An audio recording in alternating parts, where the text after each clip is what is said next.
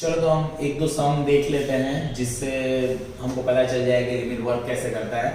तो यहाँ पे मैंने पहले से दो क्वेश्चन लिख रखे हैं। ये दोनों क्वेश्चंस का लेवल क्या है, किस तरह से सॉल्व होंगे, अभी हम लोग देखते हैं। First sum is that limit x tends to 2 3x square minus x minus 10 upon x square minus 2। अब यहाँ पे always try to put the value of x assuming that x is 2। यहाँ पे 2 रखेंगे तो 2 का square that is 4, 4 is 12, so 12 minus 2 that is 10, 10 minus 10 that is 0।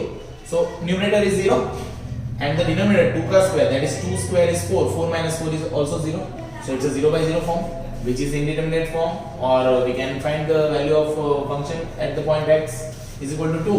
So what we are going to do is we have to factorize both numerator as well as denominator। So limit x tends to 2।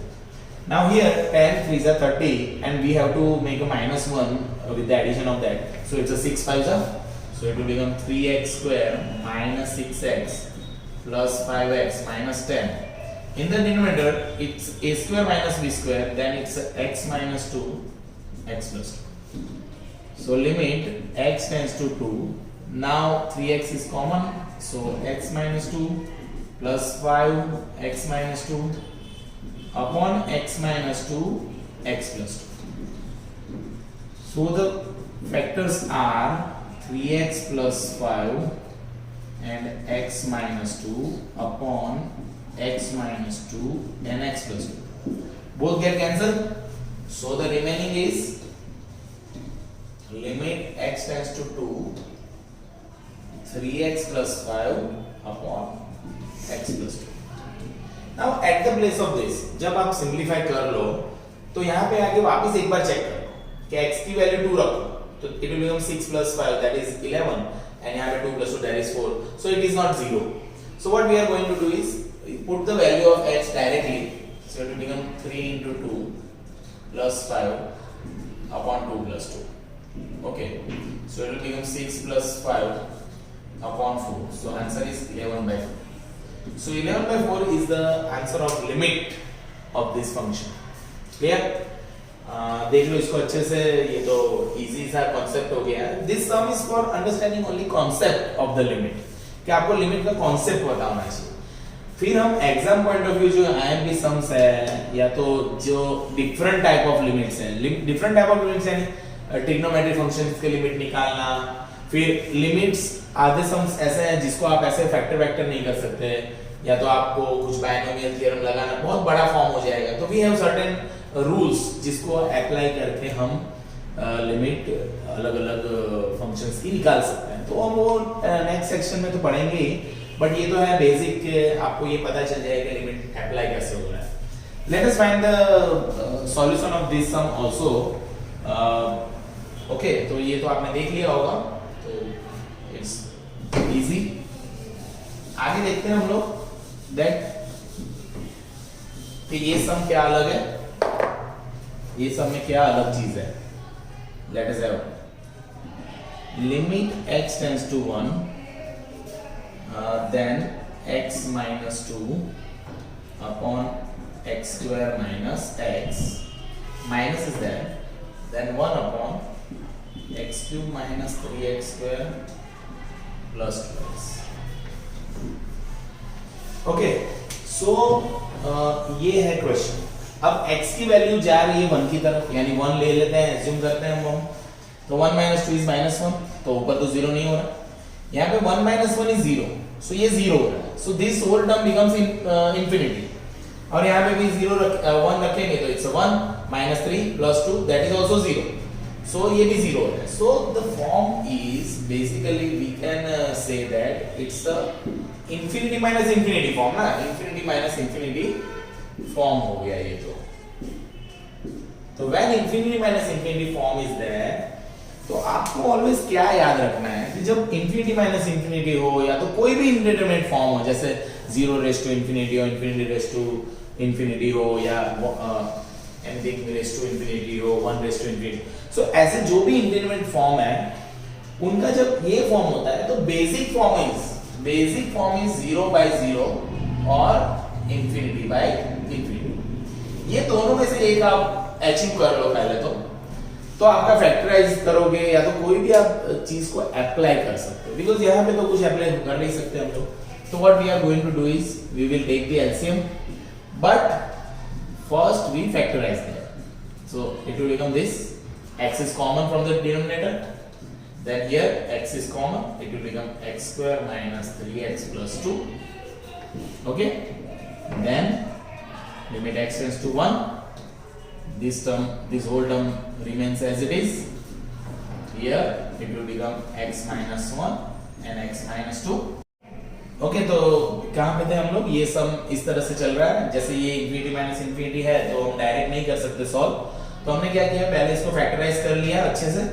अब यहाँ पे आगे हमको पता चल रहा है कि the factors are x, x minus 1, x minus 2, these are the, sorry, LCM is this, तो ये LCM है, तो यहाँ पे तो x, x minus 1 है ही, तो कौन नहीं है? x minus 2, तो x minus 2 जाके वहाँ पे मल्टीप्लाई हो जाएगा, तो x minus 2 का स्क्वायर हो जाएगा, और यहाँ पे तो सारी चीजें हैं तो ये तो 1 ही रहेगा।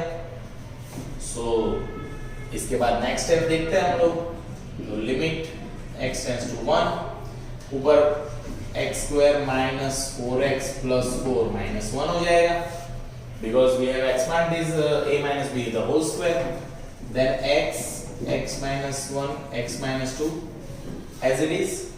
आई होप कि तुम लोगों को फैक्टर वेक्टर और एलसीएम तो बहुत अच्छे से आ रहा होगा, otherwise you won't able to do the limits easily.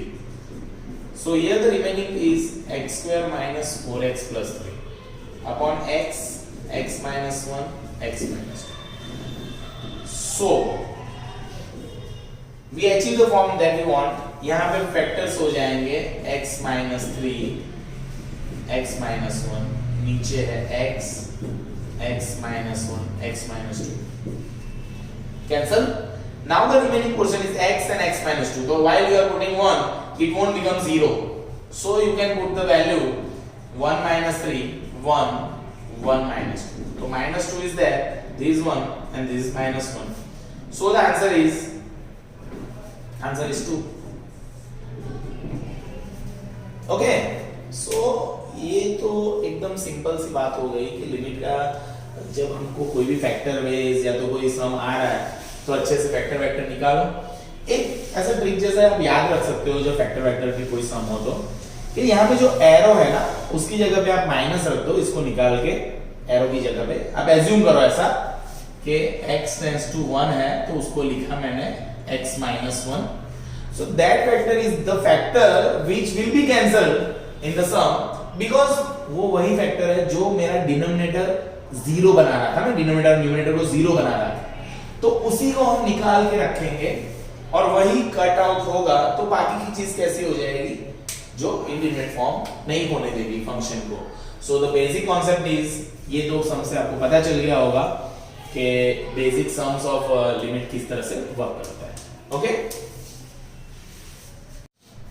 Hello friends, अभी हम लोग लिमिट पढ़ रहे हैं, तो लिमिट में हम लोग आज पढ़ेंगे डिफरेंट टाइप ऑफ लिमिट, यानी कि कौन से फंक्शंस के लिमिट फाइंड किस तरह से होता है। जनरली ये एक रूल है और ये भी एक रूल है, इसका प्रूफ ये रूल का प्रूफ नेक्स्ट वीडियो में आपको मिल जाएगा मेरे, तो इसका प्रूफ का वीडियो आप देख लेना उसमें अनदर वीडियो में। इसको तो बेसिकली हम ऑब्जर्व करके भी समझ सकते हैं अच्छे से, जैसे let me show one example कि ये क्या है। Suppose limit x tends to 2 है और x क्यूब माइनस 8 है upon x minus 2। Now I am assuming that कि आपको ये रूल नहीं पता है, okay, we don't have any idea about this rule. तो what we are going to do is we will use a traditional method in which we will factorize the numerator, so it's a cube minus b cube x square plus 2x plus 4 upon x minus 2, both get cancelled, so जो बच गई value है उसमें value रख दोगे तो 2 का square 2 into 2 plus 4, so it become 4 plus 4 plus 4, that is 12. So this is the traditional method जिसको हम करते हैं। अगर मुझे ये रूल अप्लाई करना है, the rule is limit x tends to a x raised to n minus a raised to n upon x minus a is equal to n into a raised to n minus 1। That means यहां पे और यहां पे power same होना चाहिए और वही चीज नीचे होनी चाहिए बट पावर्स नहीं होना चाहिए और x टेंड्स टू a ही होना चाहिए। तो अगर उस रूल का फॉर्मेट यहां पे क्रिएट करना चाहते हैं हम लोग, तो it will become x cube minus 2 का cube upon x minus 2। So this is the exact format of this, the LHS of this. So LHS is same, then we can apply RHS by this rule. So it will become 3 y 3. This is your n. So 3. Then a is over here 2 2 2. These all are a. So it's a 2 and the 3 minus 1. So 3 into 2 raised to 2. That is 3 into 4, which is equal to 12. So you can easily observe that. Okay, you can have this rule also and you can have this traditional method also, but why the need of this rule is there? तो suppose ये तो powers come है तो हमने लगा दिया ये rule ने ऐसा, पर अगर सम ऐसा है, सम में अगर आ गया इस टाइप का चीज, limit x tends to 2 x raised to 7 minus 128 upon x minus 2. Then we realize that the importance of this rule is very crucial. Why? Because यहाँ पे 7 power है तो obviously we calculate this. This is 2 raised to 7. Now we will not going to factorize it. Okay? x raised to 7 minus 2 raised to 7 factor करने में तो बहुत time waste हो जाएगा। So we have one result, this, which is exact format of LHS by comparing this. So it will become 7 into 2 raised to 7 minus 1. So it will become 7 into 2 raised to 6. 7 into 2 raised to 6 is 64. So the answer is, it's at 8. Okay, 448 is the answer. Okay, so we understand this, whatever is the answer, but we understand this, okay, when x raised to 7 and 2 raised to 7 is there, means bigger powers are there, then we have this result जिसको हम अच्छे से लगा सकते हैं और सम का answer achieve कर सकते हैं। बट अब एक चीज समझ लो कि ऐसा सिंपल तो हमको आने वाला है नहीं। तो what type of sums are there in exam? Let us have one example. Okay, limit x tends to 2 x raised to 8 minus 256 upon x raised to 4 minus 16. So let us consider this as a example of this result, this rule. Now by comparing this rule with this 256 is a 2 raised to 8 and 16 is a 2 raised to 4. But इसको जब हम check कर रहे हैं तो हमको ये पता चल रहा है कि डिनोमिनेटर में तो कोई पावर होनी ही नहीं चाहिए, तो यहाँ पे तो डिनोमिनेटर में पावर है 4 पावर, यहाँ पे भी 4 पावर है। तो what we are going to do is limit, इसको पहले अच्छे से लिख लेते हैं, तो it will become 2 raised to 8 upon x raised to 4 into 2 raised to 4। Clear?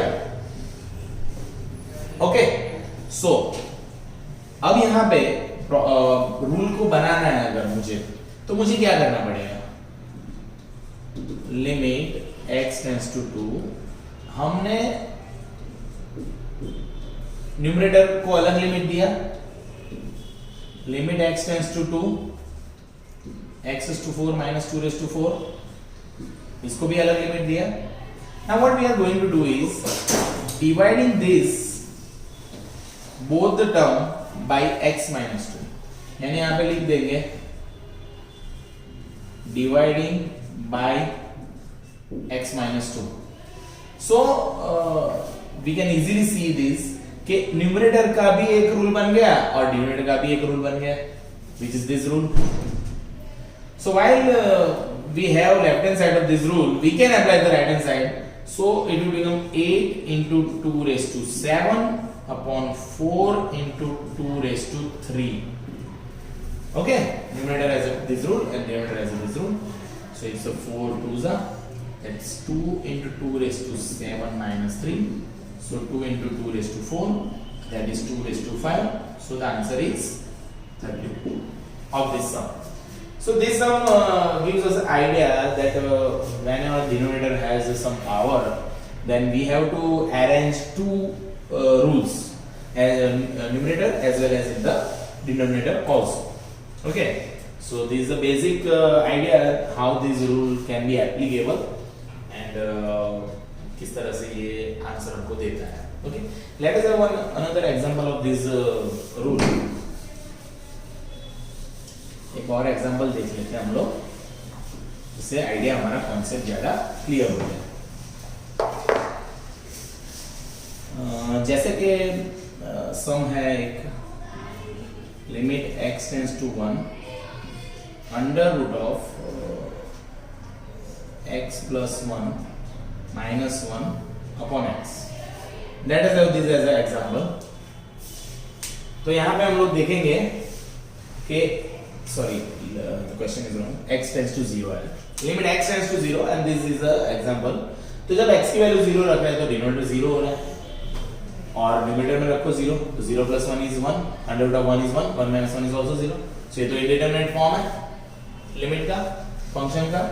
So what we are going to do is यहाँ पे हम लोग को ये रूल लगाना है सपोज. तो किस तरह से लगाएंगे? यहाँ पे देखो सब लोग, यहाँ पे हो जाएगा x plus 1 का 1/2 power because it's under root and हम 1 raised to 1/2 लिख सकते हैं, ऑब्वियसली लिख सकते हैं. डिनोमिनेटर में x तो है ही, उसमें +1 और -1 कर देंगे हम लोग. So we can easily see that कि ये फॉर्मेट की तरफ जा रहा है. Now x plus 1 raised to 1/2 minus 1 raised to 1/2 upon x plus 1 minus 1. We can prove this. तो इसको देखेंगे हम, इसके साथ कंपेयर करेंगे तो हमको पता चलेगा कि ओके ये तो इसी की तरह लग रहा है, but we can not apply the rule directly. Why? Because this is your a, तो your limit is not tending to a. So what you have to do is you have to let x plus 1 is t. You have to arrange the perfect rule. So for that we are assuming that x plus 1 is t. So ये तो x को हम t में convert कर रहे हैं, तो this is the limit of x. So we have to convert the limit of x into the limit of t. So what we are going to do is when x tends to 0 then t tends to what? x की value 0 अब यहाँ पे रखो तो t tends to क्या हो जाएगा? 1 हो जाएगा. Whenever you want to find the means whenever you are changing the variable then you have to change the limit also. So यहाँ पे जो हम assume करें उसी में से हमको सारी चीजें निकाल लेनी पड़ती है. तो ये t tends to 1 हो गया.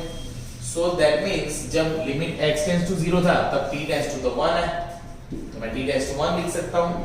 x plus 1 is t, so t raised to 1/2 minus 1 raised to 1/2 upon t minus 1. Now let us see this with this rule. So both are exact now. This is your a, so a is clear and the format is exact. So we can apply the rule 1/2 1 raised to 1/2 minus 1. Okay, why? Because your a is 1. So anything raised to 1 raised to anything, that is 1. So the answer is 1/2 of this sum. This is very important sum and you have to understand this logic where you cannot apply a rule directly because the format should be exact.